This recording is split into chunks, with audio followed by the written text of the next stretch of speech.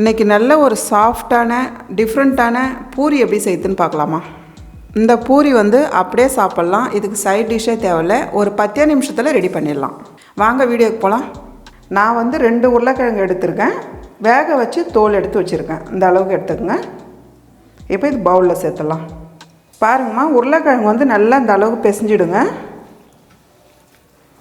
நல்லா மசியாக ஆக்கிடணும். இப்போ இது கூடவே கொஞ்சமாக இஞ்சி பூண்டு பேஸ்ட்டு நல்லா நைஸாக அரைச்சி சேர்த்துருங்க. 1 ஸ்பூன் அளவுக்கு ரவை சேர்த்துக்கலாம்.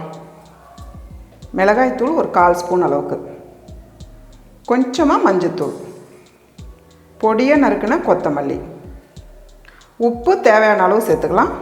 உருளைக்கிழங்கு கூட நல்லா மிக்ஸ் ஆகிடணும். இந்த அளவுக்கு மிக்ஸ் பண்ணிவிடுங்க. பாருங்கள், நான் 200 கிராம் கோதுமை மாவு எடுத்திருக்கேன். இது சேர்த்துடலாம். இதையும் சேர்த்து நல்லா மிக்ஸ் பண்ணிவிடுங்க. கூடவே ஒரு 1/4 ஸ்பூன் அளவுக்கு நெய் சேர்த்துக்கலாம்.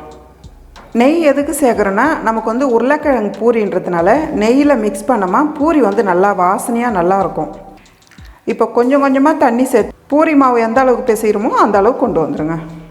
பாருங்கம்மா, இந்த அளவுக்கு நல்லா பிசைஞ்சு எடுத்துருங்க. பாருங்கள், இந்த அளவுக்கு நல்லா பிசைஞ்சிட்டு எவ்வளோ சாஃப்டாக இருக்குது பாருங்கள். இப்போ பூரி கட்டை வச்சுக்கோங்கம்மா. கொஞ்சமாக கோதுமை மாவு மேலே சேர்த்துருங்க. இப்போ நம்ம எப்பயுமே பூரி தட்டுவோம் இல்லைங்களா, அதே மாதிரி தட்டிக்குங்க. பாருங்கள், இந்த அளவுக்கு ஒரு பூரியாக ரெடி பண்ணி வச்சுக்கோங்க. பாருங்கள், கடாயில் பூரி சுடுற அளவுக்கு எண்ணெய் சேர்த்துக்குங்க. பூரி இந்த அளவுக்கு ரெடி பண்ணி வச்சுக்கோங்க. இப்போ ஒரு பீஸாக சேர்த்துடலாம். அவ்வளோதாம்மா, ரொம்ப சிம்பிளான நல்ல டேஸ்டான உருளைக்கிழங்கு பூரி ரெடி.